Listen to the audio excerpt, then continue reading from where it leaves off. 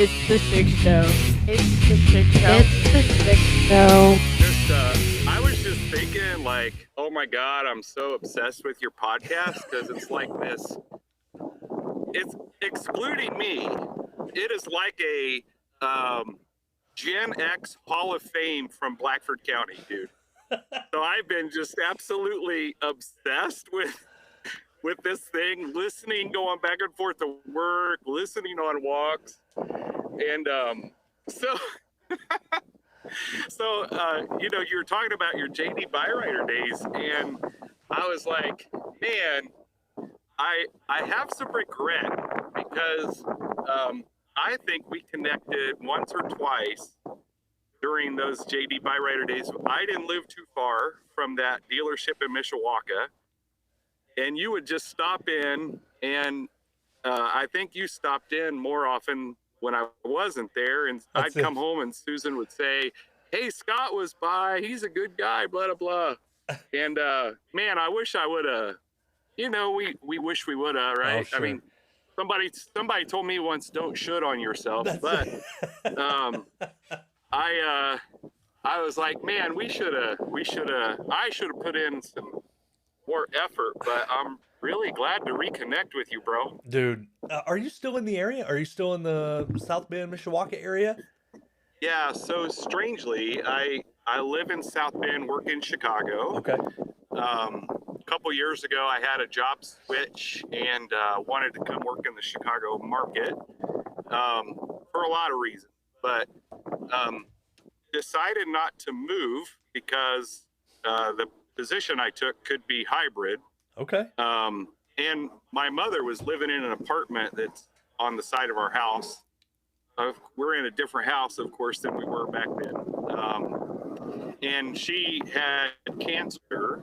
And so we weren't going to do anything until, you know, that was resolved, because her cancer treatment was there and so on and so forth. But she passed in November. So, oh man, sorry about that. I don't brother. know. Thank you. We're having some occasional conversations of, does it still make sense to be here and that kind of thing? But honestly, it's our community, so it's a neat community. It's tough. I was just up there maybe 2 weeks ago, so I'm trying to develop some relationships with schools in the area and sell them some furniture, some services we offer. And I'm working with Jimtown schools, and it's actually Bago. But I'm working with Jimtown, so I do get up there. And then we're also trying to develop a relationship with a company called 6 Inch Furniture. And they are I hate to say small company because they are worldwide, but they have a base out of Goshen. So I met with the president of operations in the States. His name's Josh. Had lunch with him, but we stopped in Mishawaka downtown at the, oh man, it's like a brew house. I think it's owned, from what I hear, it's owned by the guy who owns South Bend Chocolate.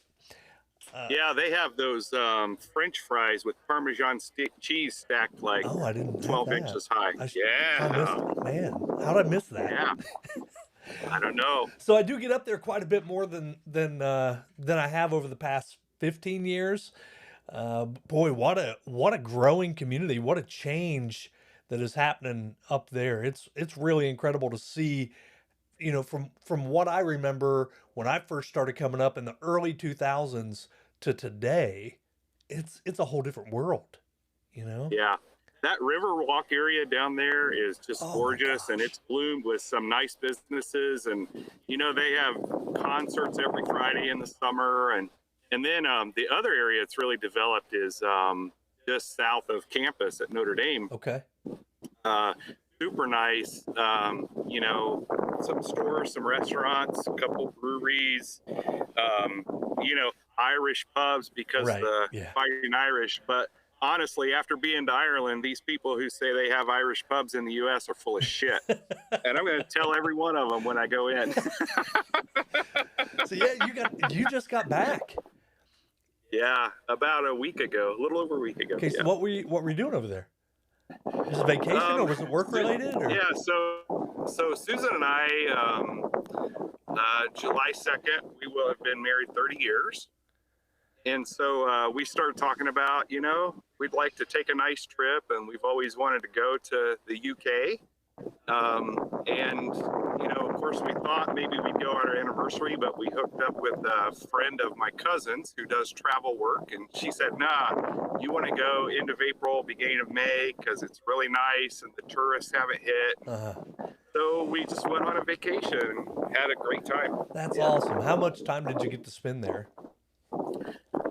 We spent a total of 2 weeks, a little time in London, a little time in Edinburgh, and then most of our time in Ireland. Nice. Yeah. Nice. Yeah. It's interesting that you say that it's an all-star cast of Gen Xers from the Hartford City, Blackford County area.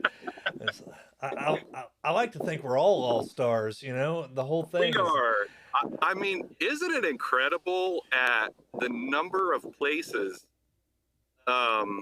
people in our class went? I mean, I don't know. I'm not a sociologist, but I know a little bit about sociology. I think it'd be an interesting thing, like just to see, like per capita. I just feel like our class, and then plus and minus a class, yeah, that group, man, there are so many people who just did incredible things yeah, and are doing incredible things. And so it's this mixed bag, this last week I was coming back to work and I was refreshed and stuff, but this being an educator, when you work a high demand job with people and you deal with emotionally intense situations and have to make decisions that are tough, sometimes you lose the focus. And sure. so I took off from the house last week and started listening to Mike Wine. Oh, yeah, And I'm like, this is why I do what I do. yeah, So grateful that the transparency he had and the discussion you all had. And man, I just think about, about that. And we've come so far in treatment, but man, we have so much further to go. And it's frustrating when you know that you can get people better and then there's just all these barriers. yeah. But really glad to hear in the end he's on a good track. Yeah, I think so. And he's staying with a cousin and someone we both know, and so I'm thankful for that because family is such a huge piece. And when Absolutely. I've experienced it myself from my family, and when it was my sister, when my sister would get into, I don't know, the darkest of her addiction. I don't know how else to describe it, but maybe a darkness. Yeah. She would just disassociate with the family, and we wouldn't hear from her. And so we knew that in those times they probably weren't the best. We didn't know that at the time. We didn't realize what was happening at the time. I don't think. Maybe my parents, maybe a brother did. I didn't. I was a little naive of it. But, as time went on and I started to have an understanding of what was going on, it was very clear to me that she was disassociating and just separating herself from those who cared the most, because that's where the biggest hurt would be. And so I'm very happy to see Mike reattach with a family member, someone he likes, trusts, respects, and that loves him as well, so that they can work together. And he's going through some tough times, man. And he's a guy who kept me out of a lot of trouble. And it's interesting to say that because I know how close to trouble I was when I was with him. He's an interesting guy, and there's so much more to him. Steve Hurd was talking about how, he knew the guy that was a drug addict and that was being arrested by him. He didn't know all these other pieces. And I think that's important to know. Early on, I had Travis Jester on, and as someone who's in active recovery and a recovery coach, I thought it was important to hear from him to realize how much depth people have to them. And when we just see them as that one piece, that's really dangerous. It's really dangerous for us as a society. Yeah, Brian and I bump into each other every once in a while. Do you? That's nice. Yeah. Good. Not so much now that I don't work in Indiana. And I think he's moved on from, I think he has a food truck Yeah. now that he's developing now. But yeah, so that's been good. That's been good to bump into him. But you're right. I mean, as I heard you talk to him and others, it's often made me reflect on, man, a decision one particular day that could have been different, and things would have been very different for me and my family. Yeah. You know, if I even had a family. That's it. You know? That's it. And so, yeah. So it's, I'm just grateful. I'm grateful. So I'm just curious to know, are you in a thunderstorm? I mean, is the wind too much? It's a little bit right now. I can't hear you. Oh, no. Well, I am in the Windy City. That's true. Let's see. Well, I'm looking for a windbreak. That's okay. So what I'm going to do is this is going to be a challenge for my nephew. My nephew just got back from LA. And so my nephew Ian was working in a studio with a guy named Max Martin. And for some of my listeners, they'll probably know who Max Martin is. I would have never known if he hadn't have told me. I don't follow pop music that much, but Max Martin was sitting front row at the Grammys and was up for 6 Grammys this year. And that's the studio my nephew worked in. And he has claimed that he can get noise out of my recordings.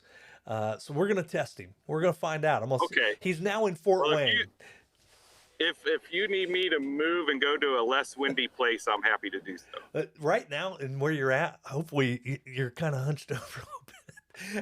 Out in the wind. It almost looks like I'm trying to figure out what's behind you. It looks like maybe I thought maybe you were in a stockyard somewhere. Oh, man, it's a park. Gosh, brother.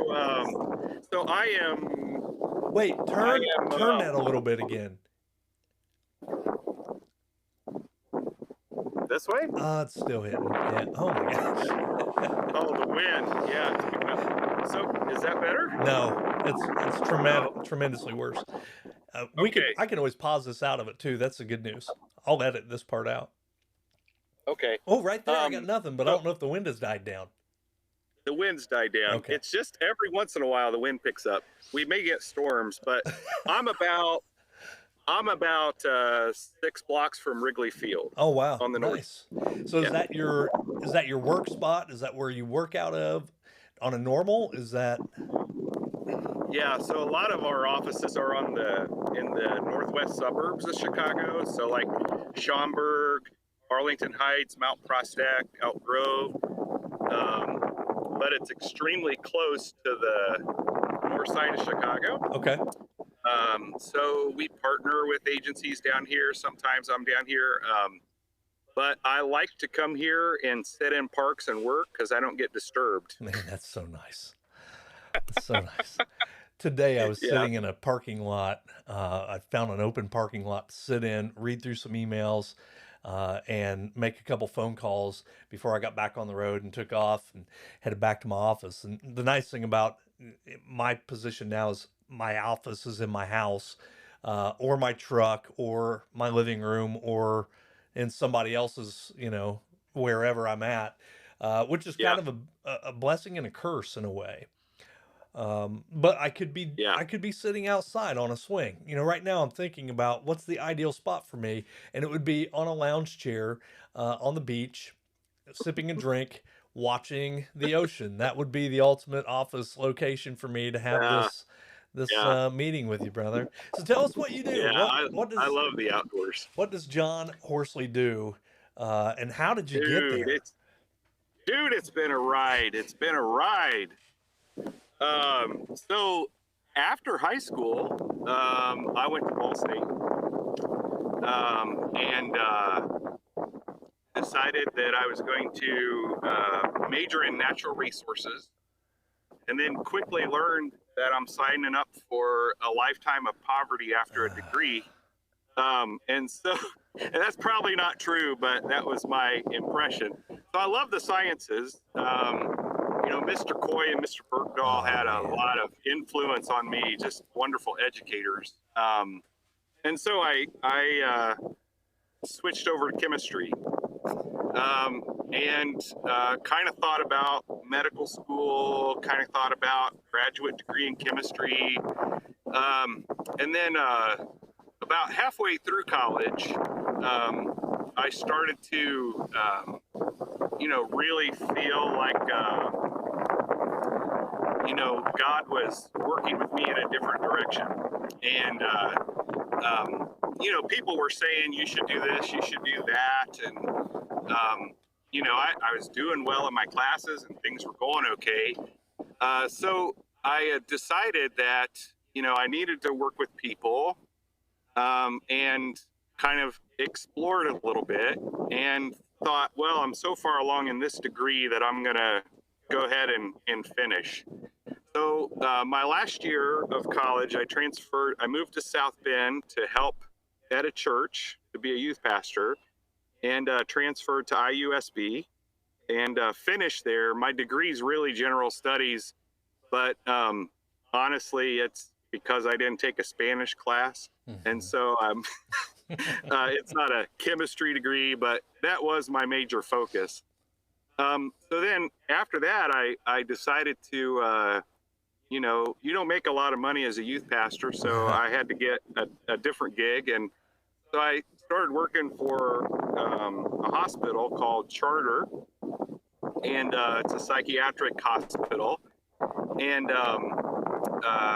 quickly, moved through that organization and ended up getting an opportunity to work with one of my mentors, Larry Willoughby, doing family work, particularly for people whose family members were in our center with a substance use diagnosis.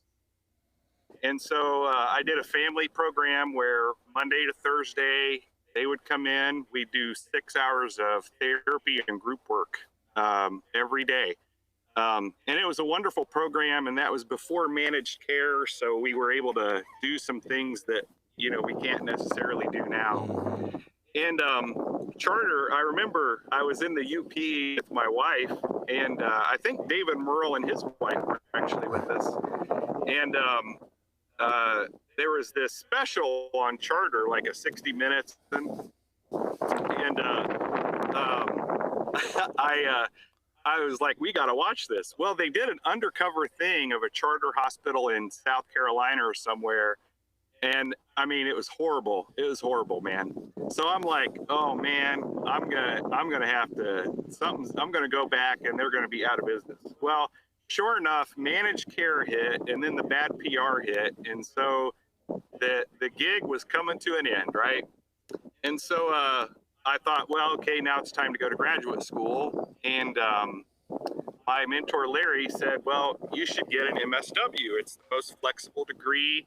You'll be able to do everything you want to do, blah, blah, blah. So applied to some schools and ended up going to IU Northwest to get my MSW. And then after that, worked on a pastoral staff and also worked a variety of therapist jobs. Mostly started with adolescents and then kind of started specializing in adolescents with substance use disorder. And that led to another opportunity where I went to work for an agency to do work with adults. And the owner was married at the time, and they did batter's intervention. They worked with men who batter. And I wanted no part of that. But at the same time, I was also developing some expertise in the treatment of post-traumatic stress disorder. So I was seeing a lot of women who were domestic violence victims. But the owner and her husband, their marriage wasn't working out. So I guess they also thought he shouldn't work there. Well, she came to me and she said, well, what do you think about batter's intervention? She goes, I'll send you to Boston. We'll get you all trained. You can do some work out there and then get your certification and come back. And I'm like, I don't know about this batterer stuff, but I'm a sucker for learning.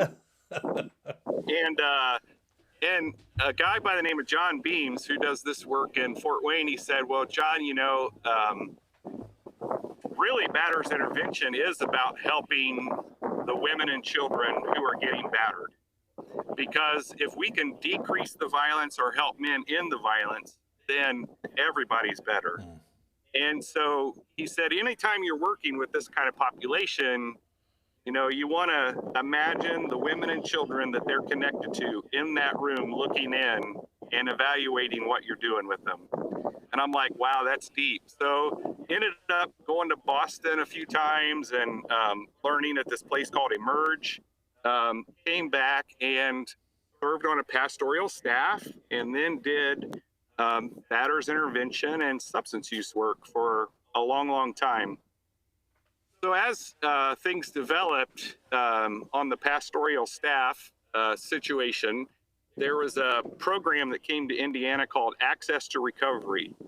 And there was a time during the Mitch Daniels administration where they were really encouraging faith-based organizations to help. So it's a huge grant. It was from SAMHSA. Went to the pastor and the church board and I said, look, you know, like, I think we could do this. I think this would be a great thing for our church. I can sustain it financially through billing. So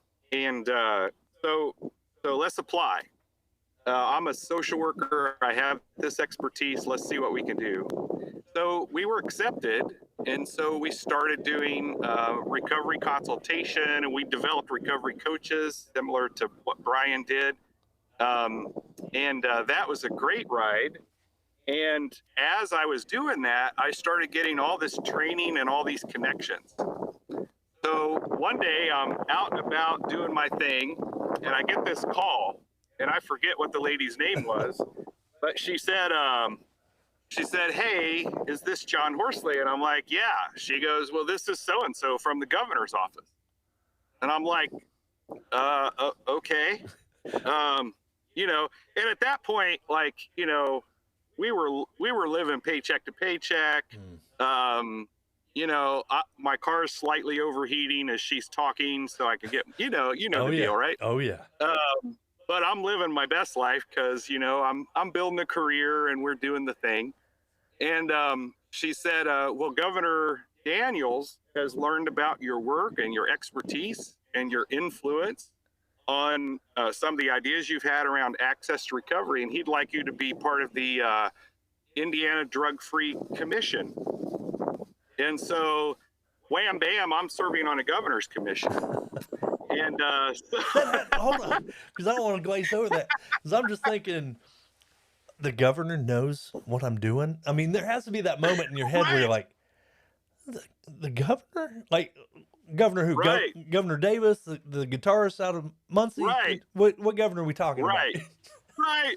Well, and it's one of those things where it's too good to be true. Who you is know, this? Because who is this? You know, yeah, like what's really going on here? And by the way, why is you know, like I almost got, you know, we have histories, right? Yeah, and some of it I thought was buried, but I'm like, is something coming back? And this is like those things where the police say, come get your free TV, and then they arrest you for a warrant, you know? Did I wrestle this guy? So, do we know? Right. Did I pay What him happened? once? Did I kick his ass in regional or something? Like, you know. So anyway, after I did some warrant checks and looked at all my opponents from before that I embarrassed, obviously, I was like, okay, I'll do it. So then I was on this governor's commission, and it was like a huge learning experience and got even more connections. And then some weird stuff started happening within me existentially in 2008, 2009, as I'm going through this. My theology started to evolve.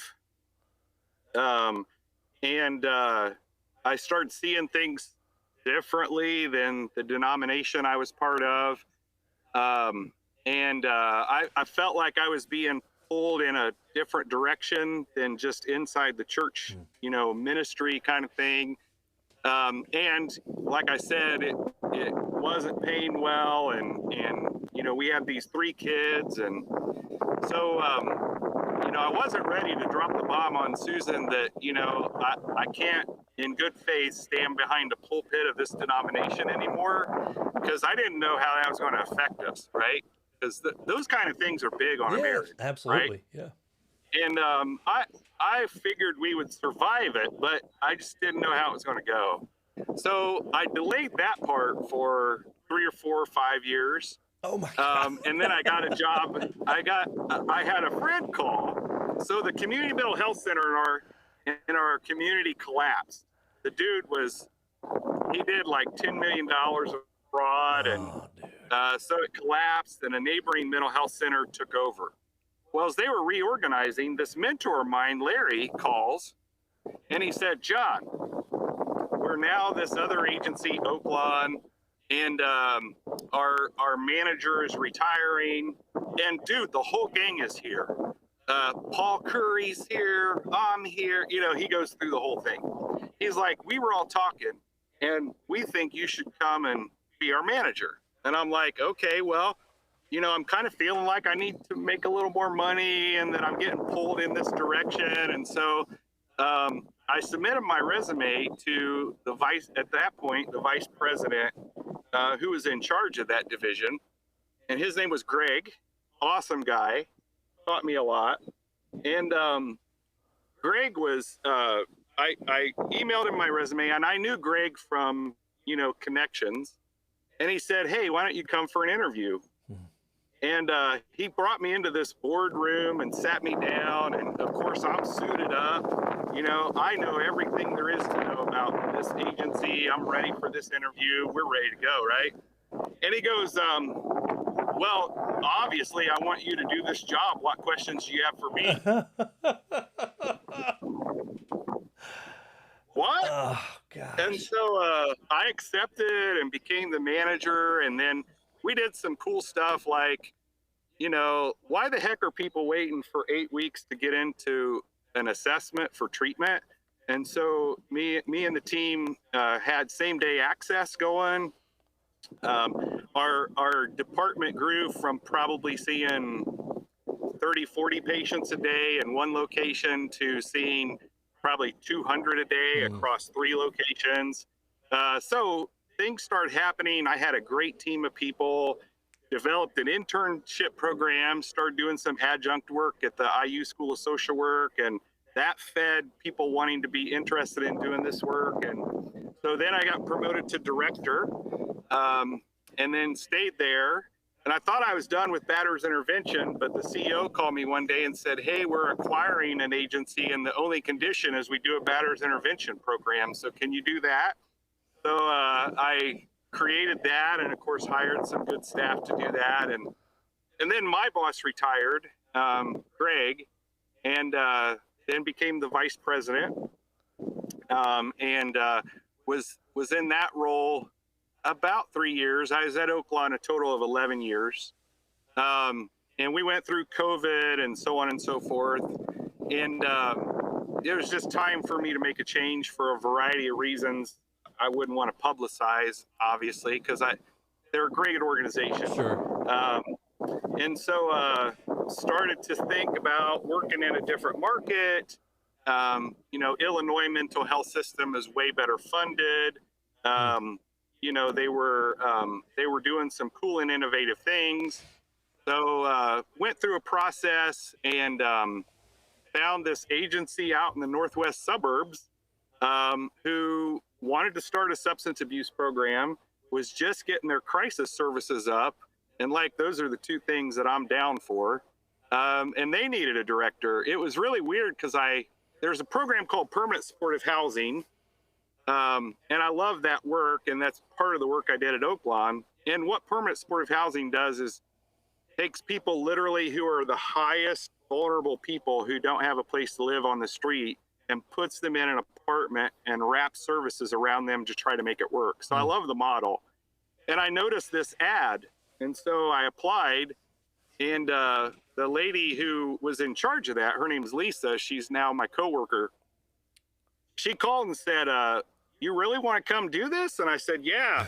So she talked to me for a little while, and she said, I don't think I can hire you, but I would like to work with you. And so she passed me on to her boss and the CEO. And so we started talking. And so I became the director of their outpatient services. And so we started developing the substance use program, the crisis services, and of course, some other things. And then about a year ago, there was another division called the Community Collaboration Division that does a lot of prevention work, a lot of school work, and starting to get into technical assistance work. And, their director left and they were struggling a little bit. And so I volunteered as tribute to take on some more responsibility. And loved it. I love it. And it's different work for me. It's exciting work. So that's what I'm doing now. I'm overseeing, 2/3 of an organization pretty much. Then I still am involved in ministry. Kind of landed upon a denomination that kind of fit my vibe and where I was feeling. And in our church, I actually do a program called Recovery Connection. So it's a support group and a community group for people who are in early recovery or late recovery or interested in recovery. And so Susan and I have been doing that for going on a year now, I would say, 9 months maybe or so. Okay. So I do that kind of as the volunteer part of my life. And other than that, I'm living my best life and going to as many baseball games as I can go to. And I am watching my 3 kids thrive and live their lives. And that's exciting. I mean, that is so exciting having it. You know this. Oh, yeah. As a dad, kind of like, not that I can take a lot of ownership. I'm like, I don't know how they turned out so well, man, because I'm a disaster. Yeah, clearly. And, you know what I mean, though? Like, but, my oldest daughter, Mackenzie, she actually works at the place I work at HR. She has her MBA. My son, Gentry, just started his teaching career last fall. So he's been teaching in Indy. He's a little disillusioned right now about a few things, so I may connect him with you so you can give him a little pep talk. Yeah, but he'll be all right. Hey, man, that first year he's is tough. loving his First year's just he's awful. He was his peers made him the rookie of the year. Oh, that's awesome. So they gave him this little award, Wow. yeah. And then the omega of our children, the final, the very end, she's finishing up her 2nd year of college. She's a biochem major. And she submitted a proposal to do some research over the summer at Butler. And I don't know, it's something about isolating an enzyme in a carrot or something. I don't know, like it's way above me.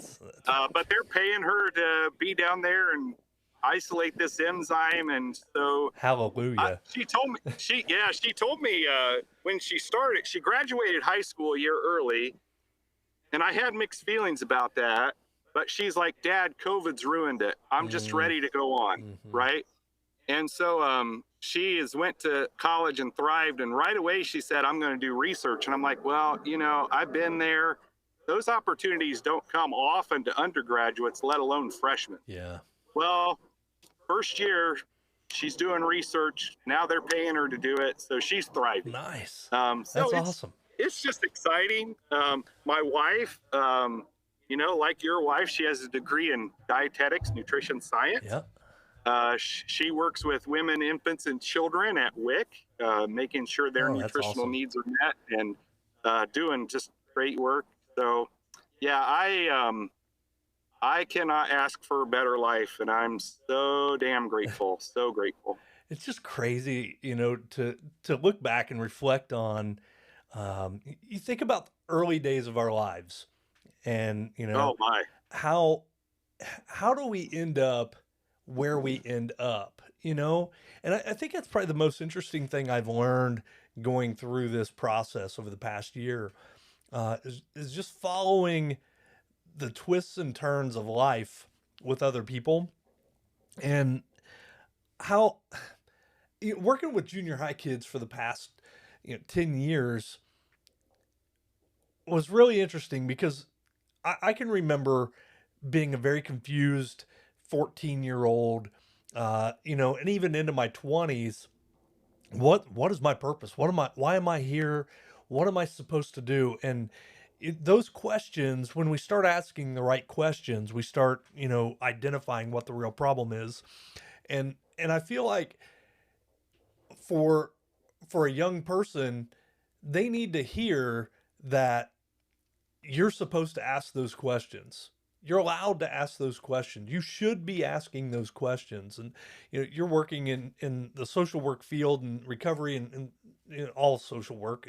And God, everything I just mentioned was social work. But Yeah. Yeah. I think about me as being a disciplinarian in a school, working with parents, working with kids, and there was a lot of social work that went into that. And I'm very thankful that I had, my minor was in psych and counseling, and looking at that piece, I'm so thankful that that is what I chose early on, because I didn't know if education was going to be where I was going. I didn't know if Yeah. that was it, and that was kind of my secondary, was psych and counseling. Working with people, helping people. Doing this is kind of my way of fulfilling my psych and counseling work that I did. Yeah. Yeah. I, I have ADHD, so Yeah. I got all sorts of thoughts right now. But I often, and I'm not the only one that says it. It's a cliche, but we talk about gateway drugs. Mm. The gateway drug is trauma, flat out.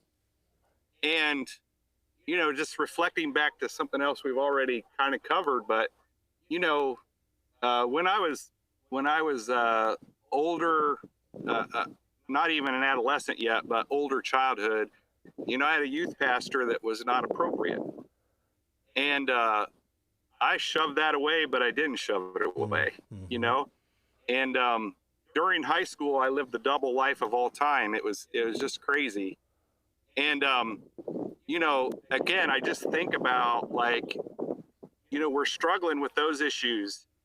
You've certainly shared on this show, the traumas that you went through, and some of the poverty that we faced in living in where we lived. And my parents fortunately did okay, middle class, but man, we lived in a community that just struggled, right? Sure. And so there was those kind of traumas all around. And then there were the traumas that we inflicted on ourselves, and so it's just amazing. And I'm so grateful that I was raised at Blackford County, because there was so many things that were useful to me when those demons started to come, and I had to start working through them,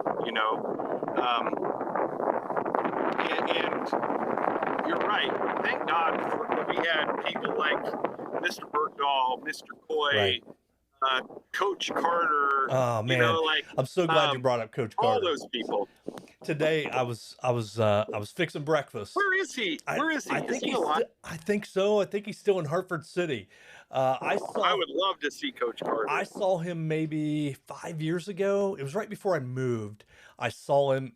He was still living down on the same street down by the old Northside School, still living in the same place. And I think he had actually bought a property off of my couple of my in-laws. So as far as I know, he's still around. Man, what a great mentor. What an influence he had on me. What an influence he had on me. And, I always loved his line every year at the athletic banquet. I'm really proud of the boys. So awesome. Oh my gosh, that guy. Thankfully we had that.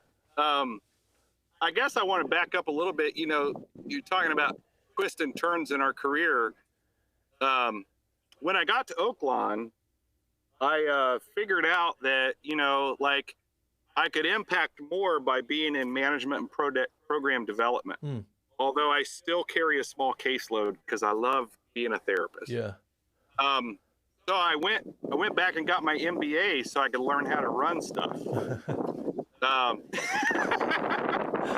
so it's funny in my field that I piss them all off. Like the therapists hate that I have an MBA, and the MBAs MBA people hate that I'm a That's therapist. it. Yeah. Oh my gosh. Uh, Funny. I think for us, just working with people in general, um, you think back to the points in your life when you realize I'm supposed to be doing. My phone is ringing. That rarely happens. Just kidding. It happens all the time. But You're in but sales, dude. I know that one was potential spam, so Okay. I'm good to Okay. click that one out. But I don't know. I just think how do I end up where I end up, and it's through a series of relationships that I built. And I'm listening to your story and the importance of those relationships that you had with others that allowed you to be in a position to take the next step, or uh, to be asked to be a part of the next piece. And that's Yeah. I continually hear that so many times, and how important relationship is across the Re- board. relationships, everything, man. It really doesn't matter what you have degree wise and all. I mean, it matters. Don't misunderstand. But without relationships, none of that matters. Yeah. It's kind of like I think I've heard you say it on the podcast. Luck is where opportunity meets preparation, Yeah, or something absolutely. like Yeah. that. Opportunity and Um, preparedness meet. Yep. and like constantly cultivating relationships is how those opportunities come to be. Yeah. Like I don't know how Governor Daniels knew I did this Right. work, That's and so bizarre. maybe said something smart in some meeting somewhere where somebody thought I knew what I was talking about. I didn't know what I was talking about, but hey, happy to go vote on some stuff. um, you know, but it continues to be that way. Every struggle I've had, um, I have had someone in my life step up, and if they couldn't meet the need, point me in the right direction. Yeah. When I talked about the theological shifts, all of a sudden people were standing up in my life saying, hey, I'm sensing it. Like I didn't broadcast it on social media. I didn't, Yeah. like I'm not doing that, but they were picking up on some things, and man, they were there for me in those relationships. And so it's not, sometimes I think people talk about relationships in an exploitive way, like, oh, I have to have all these relationships so it benefits me. But honestly, relationships are about mutual giving and receiving. Yeah. And they're not a business transaction. That's all I They're could think of in my head was it's not they are an transactional. they are an authentic way that that's two pieces. One, that I will step up for you Yeah. when you need it, and I'll be humble enough, and this is where I struggle, I'll be humble enough to allow you to step up for me when I need it. That's right. Oh man. You know, And how us people who are helpers are great at helping. We suck at getting help. it's one of the it's like that unwritten or the hidden curriculum. I've done a lot of work within the hidden curriculum within education, within society, and that's one of those things where when you are a person who is a helper, uh, your ability to accept help becomes so far away, almost detached. Yeah. But then Yeah. it doesn't have to. I feel like I was someone who was very willing to accept help when needed. But I'm also very aware, and I blame it on my own history, my own education, my own experiences, because that's what we draw from. But I had someone a few weeks ago. I was learning a new program for work, and I didn't want to do it for one because it was just one more thing. But I Right. knew I needed to do it. My company pays for us to have the ability to have access to this. It's going to benefit me, so they say, and I'm air quoting for all my listeners.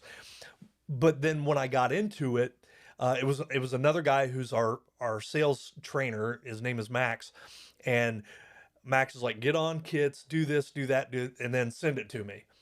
And I'm like, all right, it's time to stop faking it because now I got to do it. And I got in there and I started Yeah. working with it, and I was lost, and I was very frustrated. I was upset. Like I went downstairs and I rant and raved for about 15 minutes. I know my wife was sick of listening to me, and I was so upset. And I wasn't upset because I had to do it. I was upset because I couldn't figure it out. And I know that my ZPD is that layer of frustration that I have to go through. When I'm learning Yeah. something new, something that's difficult, something that is important to me, I have to hit that spot in my frustration to where I'm ready to just smack somebody right across the mouth. But then it just blooms. And I think Yeah. about that often about kids in education, and specifically boys, because that's where I relate to. As a young boy, I struggled with some learning issues. Nothing identifiable, anything like that, but learning a new process, learning a new method, and I would become very frustrated, and I would be told that that's not appropriate. Uh, okay, but give me a chance, let me air that. Let me go through that Right. process. This is the process Right. and here I am at 50 years old feeling that again. It was that like I was mad. I was upset. Well, let me tell you, in our advanced stage, we don't pick up on things as quickly as we used to, Scott. I like to think that I'm smarter than I ever was. And the reason Well, we're wiser than we ever were. there We're it is. wiser than we ever were. But Because you now know I'm that. willing to accept help, but not on that thing. Yeah, yeah, I yeah. wasn't accepting any help on that. That wasn't happening. You're like, I'm not letting this take me down, right? Yeah. But I I've been recognized there. it. I I've knew been I there. knew what was going on. Like that's the part that was even more frustrating. It was like, dude, you're in your it's ZPD, man. It's zone of proximal development. That's where you're at. And that was upsetting. I was like, quit talking to me like that. Quit talking to me like you're smart, dummy. You can't figure this out. So now I got this internal thing going, and I felt like Mike Muir from Suicidal Tendencies having a conversation about a Pepsi. I just wanted one Pepsi, and she wouldn't give it to me. And you just kind of go bananas in your own little moment, and that's where I was Dude, I'm at. feeling like I need a copy of your insurance card to copay. I'm just saying. Oh man, let me tell you, It's so fun. I went through some counseling classes at Ball State, and we would go in and break up into small groups of like 3 to 4 and do some small groups, like just session work. Sure. And we would Practice on each other. yeah, we would make up issues. But what I found was we weren't really making up Nobody makes issues. They nobody were make very That's real. a trick. That's a trick. Nobody makes up issues in It those was groups. so We're all real. spilling our Oh goods. my God. I learned so much from that. And I'm a big proponent Yeah. of seeking counseling, for maintenance, for anything less. Yeah. I think that's what this hour or so a week provides me is just some maintenance Yeah. counseling. Could we do Yeah. this Yeah. weekly? Yeah, absolutely. Yeah. I mean, you got a weekly guest now, That's so I don't know. Maybe we'd have to do like mental health time with John or Oh something. I yeah. don't know. Oh, hey, wait. But I agree. I mean, we often think that, it's kind of like that thing I always tell people when they ask me, well, do you think it's time for a professional and da da da? And there's so many ways to get your mental health needs met, though, Sure. right? First and foremost way to get your mental health needs met is through connections, like we're talking about, Yeah. right? With family and friends, and it's really evident. The more we call it social support, the more social support you have in your life, the healthier you are. Yeah. You pair that with a little bit of exercise every day, and you're probably going to do okay. But I always tell people, there's lots of ways to get your mental health needs met.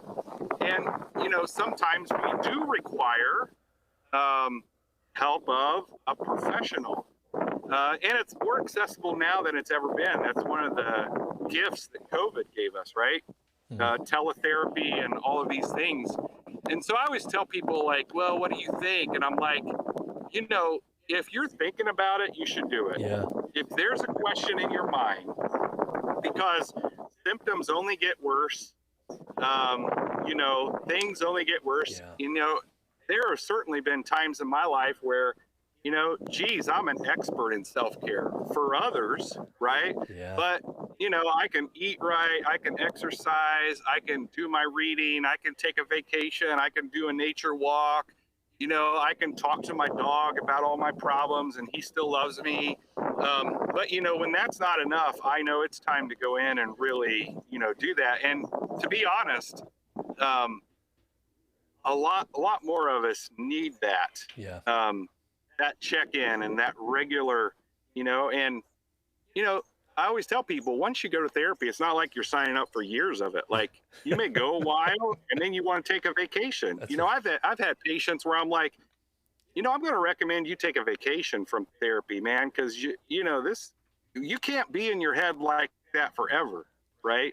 You have to go and celebrate your success and learn about this new life you've created and all of these things. So, but yeah, it's just so interesting, the stigma that's still there around mental health and how we delay until it gets to the point where we're starting to really suffer before we really want to go get the help. And it's like, dude, you don't have to suffer. You don't have to suffer. To the point that it becomes an actual physical ailment. Where you are physically now in need of, and then that's okay. Perfectly fine going to the doctor, for headaches, for whatever it might be, for a tummy ache, for, man, my arm's a little sore, you better go get that checked out, for blood pressure, whatever. But we're too worried about the look of going to see a therapist for the root cause of it, that there's so much more. But we're okay suffering. Yeah. Man. Like, thinking about it. Here we go again with suffering. Yeah, but we're not okay. The number of times I've had people come into my office and say, well, I'm having chest pain, I'm having headaches, there's something wrong with me, I have a tumor, I have this, that, or the other. I'm like, well, have you been to a doctor? Yeah, my doctor said I need counseling, and I'm like, yeah, those doctors are stupid. Give me 5 sessions and let's decide, And then, into session 3, they're like, hey, I'm sleeping all night and I don't have headaches. I'm like, yeah. They did the MRI, the CAT scan, the blood tests, and it's stress, dude. It's stress. I always just think about that person, and I was that person. You care for others. You care for your dog. You care for your cat, your fish, your turtle, more than you care for yourself. And I wonder, now again, the psych counseling side of me is going, that's just another symptom of it, is you're caring for someone else more than, and it's a coping mechanism to allow you the excuse of, but I gotta care for my dog. I got to care for my loved one. I've got to care for my mother, my father, my husband, my my son, my daughter, and you are excusing yourself out of it when in reality you're putting yourself in peril to where you won't be able to care for that other person. You can't even care for yourself at some point. And if we don't take care of ourselves better than we would care for our pet, our dog, we're in trouble. That's trouble. Well, and it's a diversion, right? It's just another diversion away from like what we really need to do. And I'll tell you what, like radical honesty with ourselves is the most difficult kind of honesty. God, so important. I'll take my licks, I'll tell you everything, blah blah blah, but man, I can lie to myself. I can tell myself it's not as bad as it is,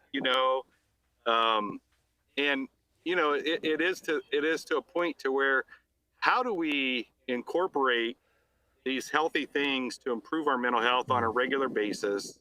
How do we incorporate and normatize getting assistance from a therapist, maybe medication if that's what's needed? We normalize. Man, I created a new word. Normatize. Good job. How do we Strategery. Strategery. How do we normalize telling our friends that, hey, I think it's time. Like, I'll walk with you through it, but it's time. And we're scared to have those conversations too. The number of people that I talk to that I say, ask about suicide. They're like, well, I don't want to put that thought in Right. their head. Dude, you're not putting a thought in their head that's not already there. Yep. Like, ask the question, ask the question. I mean, frankly, I'm just tired of losing people to suicide and overdose. I Yeah. can't stand it. Gosh, man. And so we got to have some cultural change, and it starts with each of us individually loving ourselves and loving our neighbor. Yep. And that's the bottom line. That's awesome. So what's next? What's next for John? I got a question real quick before I go there. So I was thinking about this earlier today too. When you think back, we were talking early in this conversation about that little John, little Scott. What did little John Horsley want to do with his life, and how far away from that are you at this point? Dude, I was going to be Ryan Sandberg's replacement. I knew it. And right now I am less 6 blocks away from that. So You've been in the building, baby. I've been in the building. Any day, Craig Council's going to call me up, man. I'm telling you. No, I mean, you asked that, and there's been so many times in my life where it's like, I think I got that figured out. Yeah. I mean, we're a lot alike in that way, where I think I got it figured out, and it goes this way, I was talking to my wife while we were driving through Ireland with roads that are too small on the wrong side. And I was like, I'm kind of wondering like how I wind this down, and then what does retirement look like? And I'm thinking about this and I'm thinking about that. And geez, last year I was seriously considering going back to school. And why? But it's like this, it's an evolving thing where, opportunities come up. I get curious about things. And so, obviously, like many red-blooded American boys, I wanted to be a baseball player. Nice. Found out in high school that was ending pretty quickly. But so I was in a sport wrestling, which wasn't going to go anywhere past college if I was lucky, and so then it was a park ranger, then it was a chemist, and then it was a doctor or a researcher, and then it was a therapist, and then it's, I feel God pulling me to ministry, and then it's like, how do I negotiate that? And then it's like, well, I could help more people if I designed the programs to teach therapists how to do things, Yeah. So it's just one thing after another. Would I have ever dreamed that would be sitting in Chicago, Illinois, helping run a behavioral health organization when I was 10 years old in Blackford County? It's not Absolutely possible. not. It's not even possible. I mean, honestly, when we got down to it, I was like, college is probably in the cards. And if that's not in the cards, then is it glass factory or auto factory? There we go. Yeah. Like that's going to be my 3M. choices. Yeah. Or 3M maybe if you're lucky. If you get an in, if you get an in. Hey, guy. And I'm like, dude, I'm in Chicago. Somebody about to stab me or what's going on? But Little did he know that you were on the Schick Show. That's right, the Schick Show. I'm a shickster or a shickhead. Isn't that what Lori called it? Shickhead. Shickhead. Yeah. But I mean, I would have never dreamed that these kind of opportunities would come my way and life would take me where it has. Yeah. Again, I'm just grateful. How about you? What were you thinking back in those days? Listen, man. So where I live right now is out in Creekside, and we're out near the old golf course. So you remember the Blackford County Golf Course? Probably been a while since you've been here. Absolutely. A lot of people don't realize there's a neighborhood back here. And well, my dad still lives there. Oh yeah. So I come every once in a while. Every once in a while. We'll be out on a bike ride, and I'll run into him walking his dog. Yeah. He's a big walker. He is, dude. He took my mom's dog. Man. So now he walks the dogs. Yeah.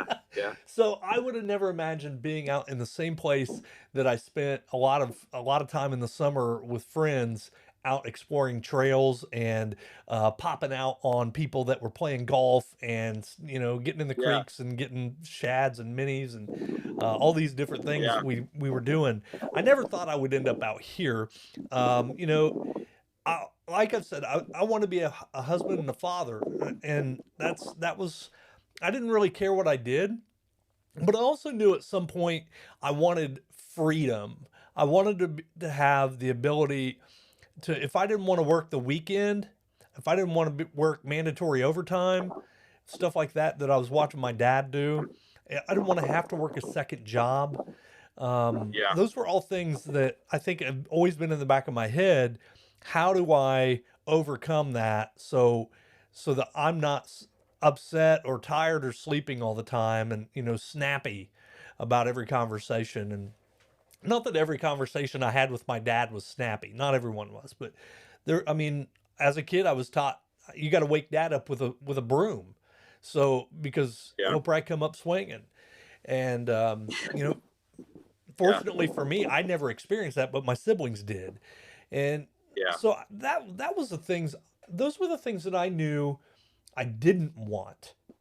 I didn't really know what I wanted to do.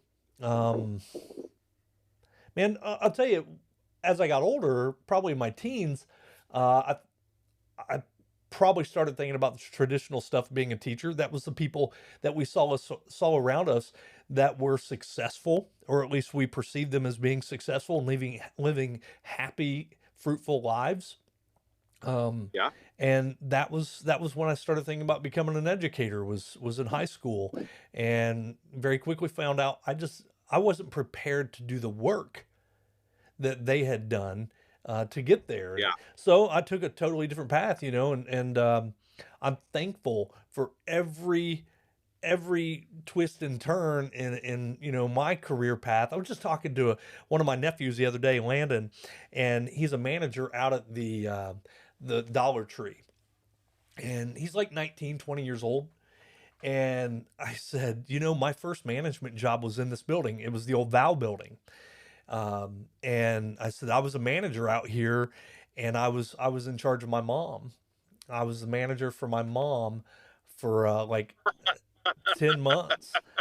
You talk about tough, Woo. man. Awkward. Yeah, I Awkward. mean, when you tell your mom, Awkward. "Hey, I need you to go check out aisle 9, get that straightened up before the end of the night," and she would say, "We'll talk about this when we get home." You know, you But knowing your mom, I'll bet she that handled that like a champ. she was a rock Knowing star. your mom. She was so Yeah, good. she handled that like a champ. So good. Yeah. And I remember having that conversation with her of, "Oh, mom, I shouldn't be your supervisor. I shouldn't be your manager. This is Yeah. weird," And I was just an assistant Yeah. manager in training, but Patty Best was a great mentor to me. She was the manager at the time. Man, I learned a lot from her. She was really Yeah. good. But all those experiences kind of led me here, and I'm thankful for all of them. I wouldn't trade any of them for the world. There's a few instances where I'm very glad I made the decisions I made, and didn't Yeah. make the other decision, the other option. We've lost some friends along the way that Oh my. unfortunately Well, some of them made decisions that led them there. Some of them didn't. Some of them are, God rest their souls, all of them. But um, even with that, there's learning that happens with loss as well. And uh, yes. I was just thinking the other day about, I was 31, I believe, when my mom passed away. And um, I think about other people who are now losing parents, and I'm like, man, I lost my mom at 30. My 30. And so Hmm.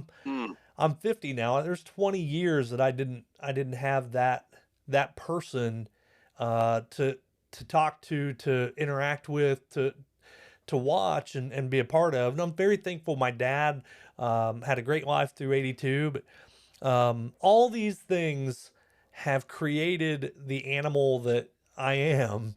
And I'm so Yeah. grateful for it. If I hadn't lost my mom then, I doubt that I would have made the decisions to stop smoking, to start caring for myself better than I cared for my dog.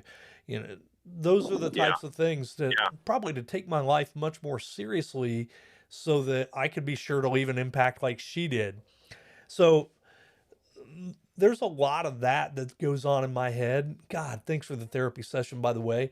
You have the perfect uh, therapy pose, and A you're perfect like, put. Yeah. mm, Yeah. Everybody's like, yeah.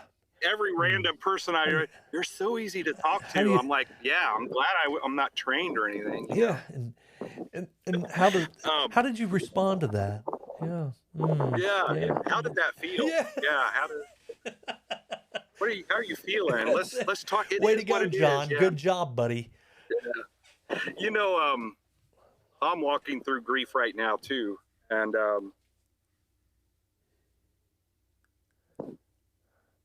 man, lo- losing my mom hit different. Yeah, yeah, and I'm sorry I to bring mean, it up that way, brother, but no, it's like, I'm glad it's gosh, fine.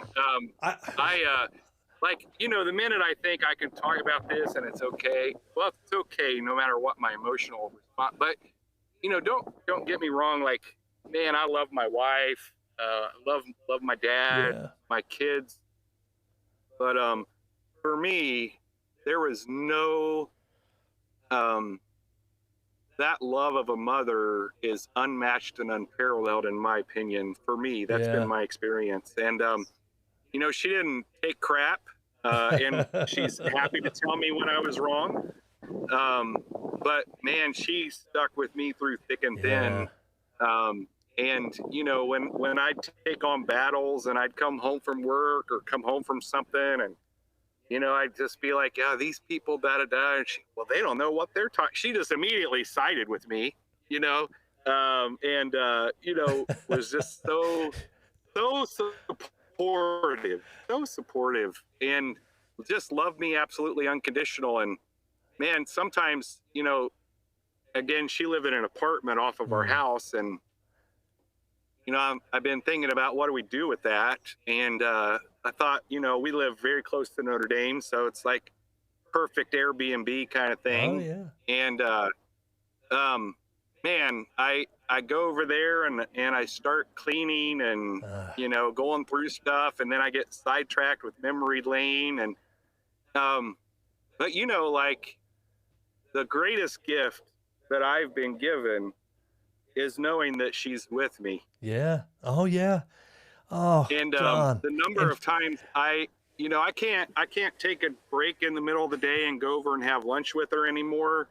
But man, there's times where I'll get my salad or protein shake or whatever BS my nutritionist has me eating that week, and I'll I'll I'll go over there and just sit there where she sat, um, and think about conversations and think about how, I mean, I talked to plenty of people who didn't have a great mom, yeah, and yeah. just so grateful of, you know, the mom. But I tell you, I've lost grandparents, Mm, I've lost close friends, I've lost coworkers, lost people I was close to. But man, losing my mom hit yeah. different.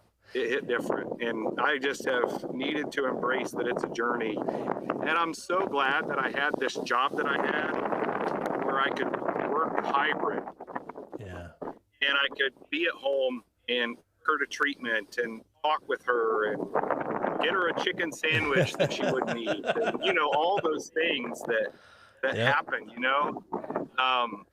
I was lucky. I was lucky. Yeah, and let me tell you, through what I was saying, I hope you hear that I lost her 20 years ago, but she's like you just said, she's still with me.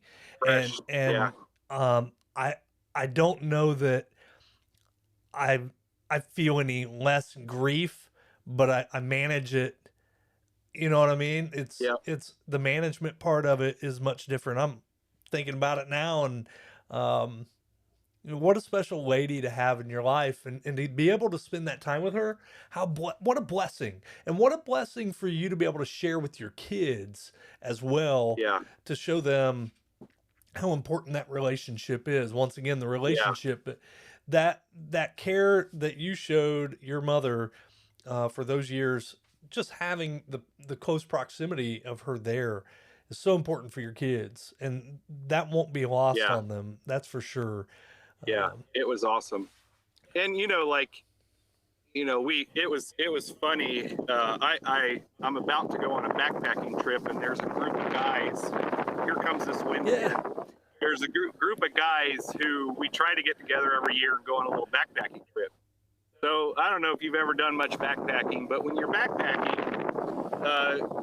it's hours and hours of walking through the woods, and normally you don't have any cell phone service or anything, so you talk about everything possible, Oh yeah. right? So we have this group of guys, and we're walking along, and we got on this subject: how do you want to die, right? And so we had guys in their 20s all the way up to a guy who's like mid 70s, still out there killing it with us, right? And his name's Rick. And all of us are talking, and I want to go peacefully, blah blah blah, in my sleep. I wanted this, I wanted that, right? And so we get to Rick, who's in his 70s, and I'm like, Rick, you're pretty quiet, dude. You're the closest person to death here. Like, what are you thinking? And he's like, man, for a therapist, you're a jerk. And like we teased each other, and he said, I want to die by a gunshot wound from an angry 27-year-old husband. I'm like, dude, you're wrong for that one. You're wrong for that one. Oh my gosh, this guy. But I went down a rabbit hole. But watching my mom, she got her diagnosis, and she was stage 4 when she got her diagnosis, and so she had a great quality of life and lived way past what they expected. But obviously, the end was near, and I watched her handle that. And she had her moments of fear and anger, like any of us would in that situation. But mostly I watched her handle that with attitude and grace. And the ways that she was able to impact our family was amazing. I remember she had this bracelet, charm bracelet, and it's been passed down and passed down and passed down. And I was working one day, and this was right before our youngest daughter was headed off to college. And she walks past the office.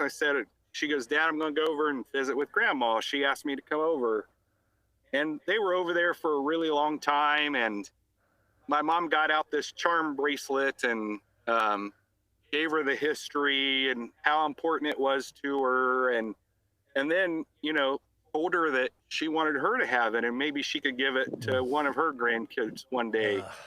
And my daughter just came over, bawling. She's kind of an emotional young woman anyway, but she came over just bawling. But how beautiful it was for that to happen. And my oldest daughter, we have a wonderful friend who did her flower arrangements, and the spray on the casket was just gorgeous and had all her favorite flowers and all that. And my oldest daughter loves tattoos, and so she took a picture, and recently she had that picture tattooed to remember her grandmother. Really cool. Yeah. And so it's just been so. Don't get me wrong, she drove them bat crazy, especially when they were in college, because she had all sorts of relationship advice. Sure. You know how grandparents meddle. Yeah. But in the end, to just really see how beautiful that connection and relationship was, and it's so it gave me a different perspective on death. I don't like to think about it. I'm acutely aware that we're marching towards it. I likely have less in front of me than I have behind me. I probably lived more life than I'm going to live going forward. Probably 2/3 for us, man. When you think about. And just watching her handle death was so comforting to me, and really, really kind of helped me resolve concerns I have about how we have lasting impact, and how will our kids do, and how will we handle that, and how should we live each day knowing that, you know, we really don't have long, you know. It was just, I remember one day coming home, and I'll stop ranting after No. this.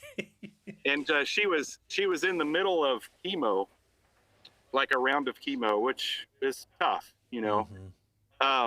Especially when you have lung cancer and it's stage 4, it's heavy duty drugs. And she loved gardening.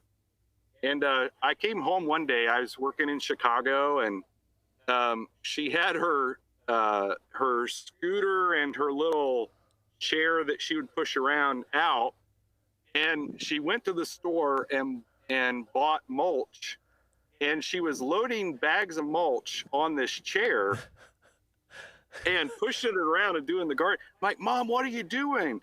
You're a cancer patient. She goes, I don't want to hear nothing about cancer, da da da da da. Well, and then I thought, I want some of her steroids, because man, I could get real swole. Like if this lady's gardening in this condition, man, why is she taking, right? Wow. But she just loved life right up to the end, and fortunately, she at the end, really, her bedridden state, and you know, like not being real cognizant all the time of where she was at and things, only lasted, you know, 3 weeks or so. So man, she lived her best life right up until the end. I hope I get that. I hope I can handle it as well as she did. My dad kind of went a different direction, where, you know, when he learned that he had cancer, it was probably 8 years ago. Well, 8 years before he passed. And he refused to get any kind of chemotherapy. He didn't want to do any of that. He'd watched his sister, my aunt, just wither away through it, and he wasn't going to be that person, and he was going to do it his way. And I remember Jennifer, you know, going, you need to talk to him about that. You need to say something to him. And I said, what am I going to say to a 70-year-old man about his life? What right do I have to tell him how to live his life? And that was something that I thought was important to me. It was important to me to not interfere with how he was going, the decisions he was making about his health. You know what I mean? If he was 50, that would be a different conversation. But he was 70. He'd been without my mom for years, and he was living on his own. He had made a decision based on the life he had lived, of what he wanted. And man, John, that guy lived his best life too. And we learned through that process. We learned through, you know, their process of dying, their death, of how to better our lives. I hope and you have, and I certainly did as well. And boy, as you were talking, I couldn't stop thinking about how much of an asshole I am, thinking how selfish I am for losing my mom at 30. And I apologize for that. We have that moment where, you know, we go selfish. You know, like, okay, I'm going to give you some unsolicited advice, and I tell every couple that I see, don't do that, but I'm going to do it. Like, you need to stop apologizing for bringing stuff up on this podcast, because it is rich. It's rich, and I haven't seen one person yet be mad or damaged from it. Man, I've tried so hard. And you know, I'm so glad that, like, you went there, and I had my little moment. But every time I talk about it, Scott, I'm glad that you went there. Dude, I'm what a glad blessing. that you had that courage, because that helps me. You know what I mean? Yeah. And, you know, people apologize when they say something about my mom or my dad or something. Man, don't apologize for bringing that up. And here I am apologizing to you, and in a different way though. I'm apologizing in a different way, but they bring up my parents or something from my past, and I'm like, no, why? You know, any chance I get to have a memory of my mom or a memory of my dad, That's a real blessing for I me. want to. I'm so I excited. want to. Yeah. Back behind me, there's pictures of them on my wall, and I want to see them and remember how full my life was, and the reason I'm here is because of their love they had for one another, Yeah. and without them, there's no me, and Yeah. I And want to I be don't know how reminded. I don't know how it was for you. I can definitely relate to you got to let them make their own decisions. Yeah, Of course, being a sciencey kind of guy, and I have a lot of friends who are physicians. I was constantly talking to them. What do you think about this? Is that guy doing the right thing? And I was reading the articles and yeah, knew the medications, and I totally geeked out about it. But in the end, it was my mother's choice. yeah, And there was just a time where she's like, uh, "I'm tired," yeah, yeah, and we had to slow it down and respect that process, that she had come to terms with it and she was ready. She had done everything she had to do. But I'm interested to see if you have the experience that I had. I know you've talked a little bit about your relationship with your dad. Um, my relationship with my dad has been mostly good, but I think, like many fathers and sons, we've had our moments, yeah, right? yeah. Disagreements and um, so on and so forth. But um, her death has fundamentally changed um, now how I'm relating to my father. Mm, In that it has just given me this appreciation for the time I have left mm, with him. Um, and I'm grateful for that. My mom and dad divorced way later. I think it was 2011 or 12, and my mom moved up here with us, and it was ugly. mm, Divorces, yeah, and it was strange watching all these years they were together and all that, and I didn't have any anger with either of them through that, and negotiating that as an only child was interesting, sure. and all those things.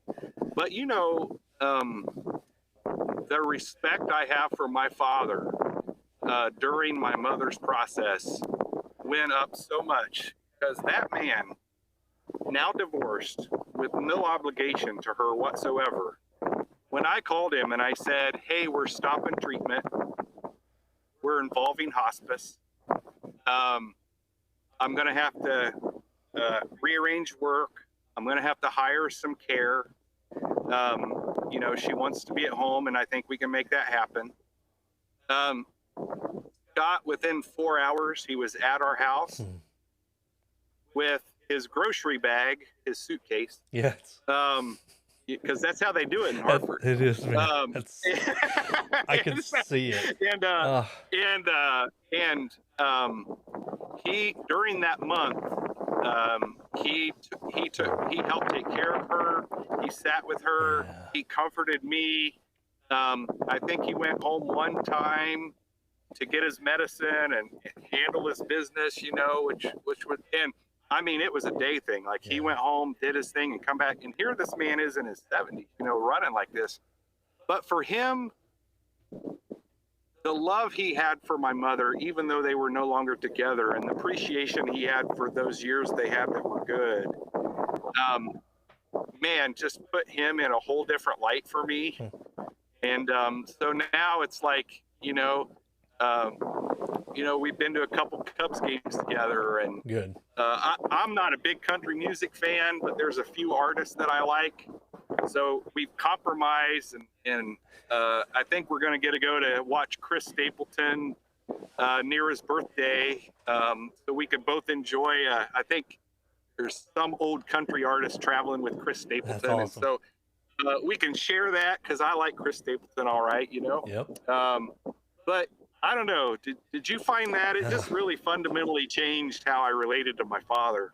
Yeah, I saw the same thing. And it's interesting you bring that up because I was just having a conversation with someone else I'm close to the other day about him losing his mother and how his father cared for his mother in that process. And my dad took such great care of my mom through she had 3 strokes before she finally had multiples and passed while she was in the hospital. But the way he cared for her for those years, um, through that was just, it was inspiring, for one. And, you think that through all the years they'd been married, that love kind of fades, and being married, I'm not sure how long you've been married. I'm at 27 years in a few weeks. And uh, yeah, so you realize it's not it doesn't fade. It grows, and it becomes more consuming over time. And to where, we were talking earlier about this transactional relationships, and it's okay. I'm gonna turn you down for a minute. But we were talking about transactional relationships, and love and marriage cannot be a transactional relationship. It's not a, I do this so I can get that, or I do this so that they will love me or whatever. It's not in that form. And I don't know that it ever has been for me. And I think it's because I saw that with my parents. My dad did for my mother early on things that I didn't know men were supposed to do. I didn't know they were supposed to help cook, clean, do laundry, bathe their kids and bathe the dog and do all the housework, and not complain about it. Because we all we saw on TV was men, smoking a cigarette and reading the newspaper and drinking coffee and asking them to bring them stuff, or usually not asking them, telling them, bring me another beer, Yeah. So we Yeah. didn't really, but I saw a different thing than what we saw on television. And then when my mother's health started to fade, the way my dad took care of her um, definitely changed my relationship with him. After she passed, my grandmother um, became very, um, her dementia and just overtook her. And the way he cared for my grandmother once again just showed me who he was, who he was as a person. He was just an incredible human being that, as much as my brothers and my sister wanted, hated him for Yeah. being the dad he was, we got to see how incredible of a human being he was. And then after all of that, as he goes on to care for the AMVETs the way he did, and want to be involved in that community and serve people at Thanksgiving that he didn't know. And I don't know that I understood it at the time because he wasn't with us. Now looking back at it, I have a totally different view of what that looks like as Yeah. a 50-year-old person, and thinking Yeah. about, my dad wasn't avoiding us. He wasn't, Right. he was serving someone because he's Yeah. a Yeah. servant. That's what he did. He served And, others. and giving you an example. Giving you an Absolutely. example. Yeah. Yeah.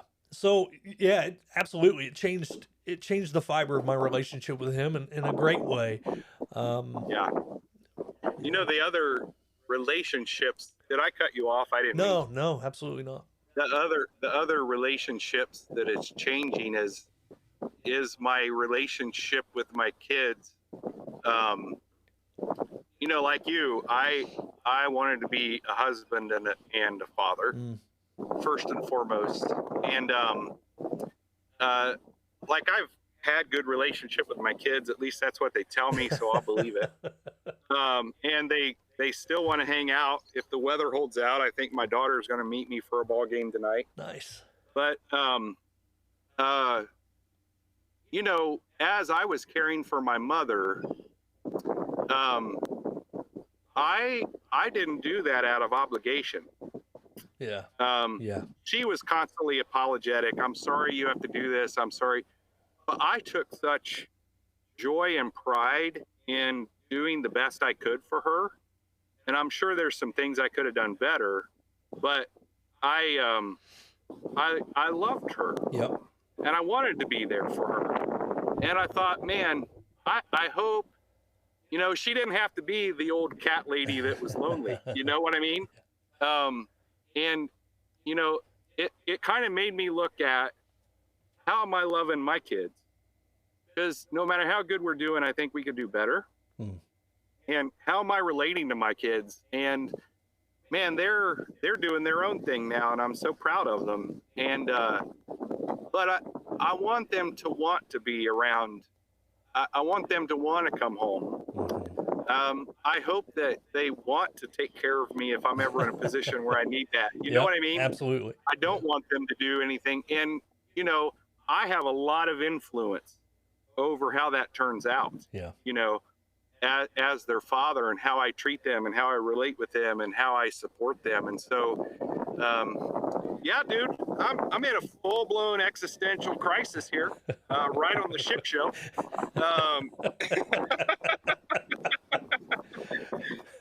But it's just strange how, you know, death impacts us in ways we don't expect. Sure. I mean, I expected to grieve my mother, but to contemplate and change all of these things. And, you know, I've always been a hard worker, worked way too much.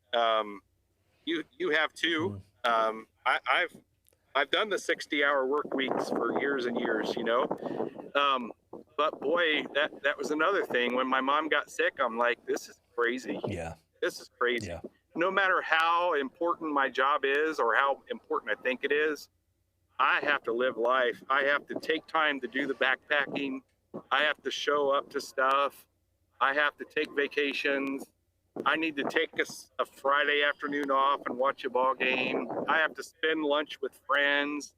You know, like it just, her process brought me a lot of clarity to slow it down. And you know, fortunately, you know, by the time we're at this stage in our lives, you know, we're at a different place. Normally, people at our age are at a different place where they can afford to like not have to work 3 jobs and things like that. But you know, when we convince ourselves that work is who we are, it's easy to let that be our identity, and then we lose out on what's important. Yeah. Yeah. So I had help me put that in perspective. Yeah. Had a heavy conversation with Tim Norris a while back, and he brought up the idea of work-life integration. And I said, brother, no, I've done that. I'm not doing that anymore. Yeah. And he's a few years younger than us, and I'm not blaming that on youth. Tim, don't misunderstand me. But I think what I have realized is that, you know, like I said early on in an early episode, we are more than one thing. We are more than one thing. And boy, the roles we play across, you know, just across that, you know, I don't know, that span of things that we are in existence. We're more than one thing, and that's important to remember. And that's why the work-life balance thing, I know people play around with that idea too, but I think more than anything I've realized in the past couple of years is that my life is more valuable than any career. And that's right.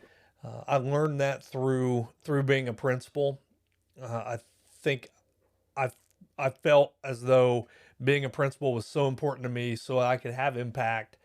And it wasn't going to last very long, that's for sure, because my health wasn't going to allow it.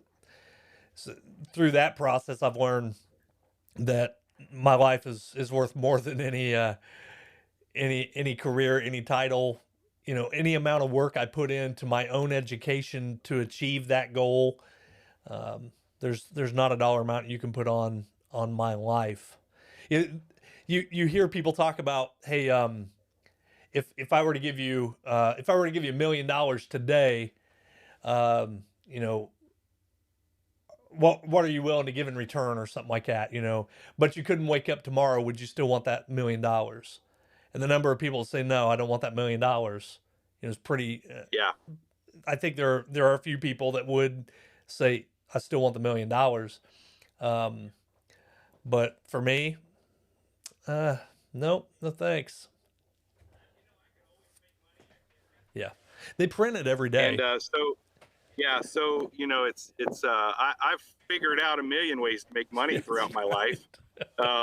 So I haven't figured out how to get more time. So allotted so much, and you have to spend it and wisely. But it was funny last fall when we started talking about going to Ireland. Susan said, if we're going to go all that way and I'm going to go through the anguish of a flight, because she's not a big flyer, we'll have to spend 2 weeks. And there was a piece of me that's been I have never taken off 2 weeks. Wow. Never. Wow.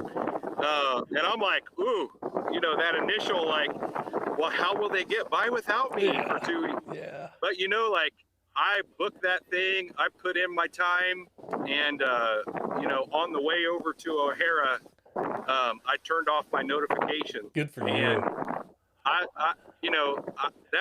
wasn't that guy 10 years ago. Yeah. 10 years ago, I would have been the guy, oh my God, I've been on a plane 2 hours. Let me get the phone on, see who's texting, who's emailing. Yeah. But I was really grateful that I was able to, be out of the wind so that people could hear what I was saying on the other side of a call. And, but I was so grateful to be able to focus on the experience with my wife, and slow down. Yeah. And, my mother's situation helped reinforce that for me. And again, we're learning, right? We learn. I think the big message here is life's worth living. Absolutely. Through the good, through the bad, Absolutely.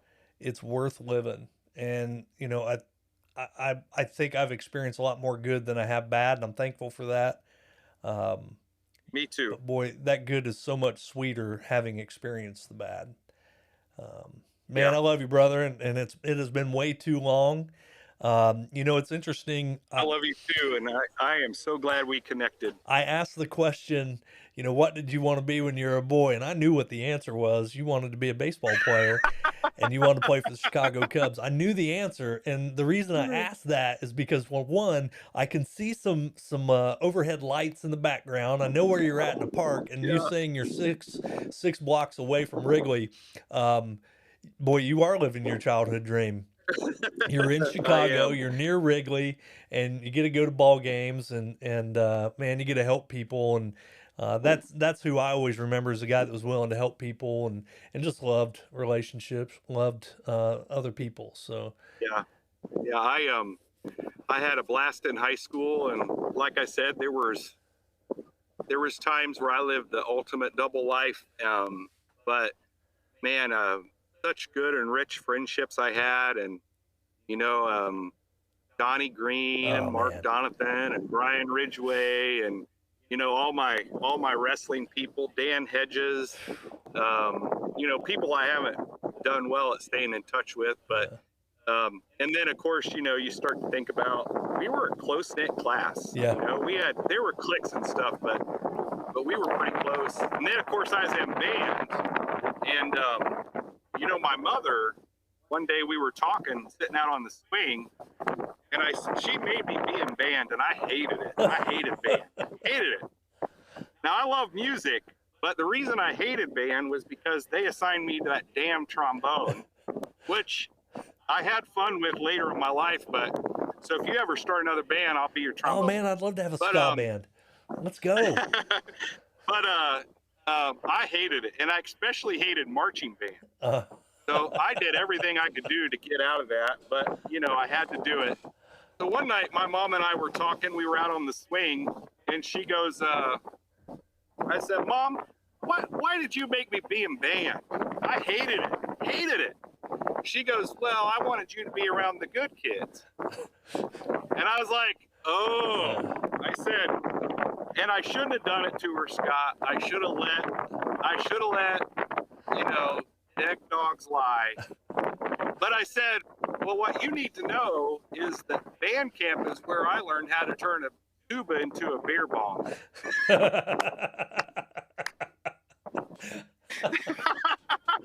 Oh gosh, man. But I had, even with that, just my band friends and Chuck Hopkins and Chuck. Brian King and Stephanie Gordon and the trombone session. Darren McDermott was, he was the trombone player. And So anyway, it was, we just had a great experience in high school, I think. And I'm grateful for it. And I'm grateful that it just keeps reconnecting. I'm committing to coming to class reunions from now on. All right. I'm tired of, oh, I can't make it this year because I need to get back. I've only been to a few of them, but I need to commit to that because this podcast has reminded me the wonderful people that I really need to include in my life. And that we've all drifted apart somehow, and I need to make that effort to reintegrate for sure. For all those that are, anxious about going to a class reunion for whatever reason, it is so interesting to see who shows up and who you end up spending hours with talking like this. Yeah. Just hanging out, and people you may have never even talked to or spent very little time with. And I don't know that our class really had that. I didn't experience that. So I know others probably did. But for me, it's one way for us to reconnect and to share this in a format that is protected. The outside influence is gone. And when you show up and now we're in our 50s when we go to our next one, everybody's on a pretty level playing field as they return, and you find out. I think the biggest thing that I've learned through that is that everybody finds themselves in life. Not everyone, John. You know that as well as I do. But everybody has a path that they've traveled, and no one that I've experienced so far in life has had a path that has not had a twist, a turn, and a loop-to-loop somewhere. So that's good to share. It's good to see. And I've thoroughly enjoyed all our class reunions, and I've enjoyed hosting them and organizing the ones that I have. And I look forward to whoever hosts and organizes the next one, because I'm going to enjoy the next one even more. I heard you've been on the hook for a while. Yeah, I didn't know it was a life sentence. So, and I made that clear at our last class reunion. I stood up in front of everybody that was there, and I said, I will not be putting the next one together. So someone else is going to have to step up, even if it's just for one time. I may change my mind at, the whatever it is, 35, 30, whatever. I think we've been to 30 years now. So the 40 year, I may get interested again, but at 35, I am not. Yeah. And I'm committing myself to that.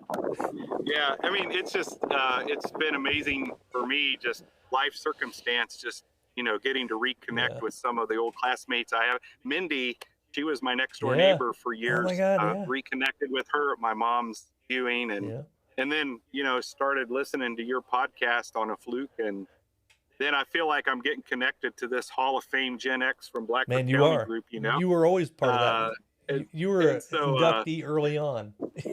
Yeah, right. No, you've had some amazing stories, and keep up the good work. Thank you. I appreciate it. It's awesome. Well, thanks for sharing yours. And John, man, what a session. What a session. Just send me the bill, and I'll see if we'll have to do it again. My insurance will mental cover. health. Yeah. Man. Talk to mental health. That is so important. We really do need to focus just one on that aspect. And I would love that.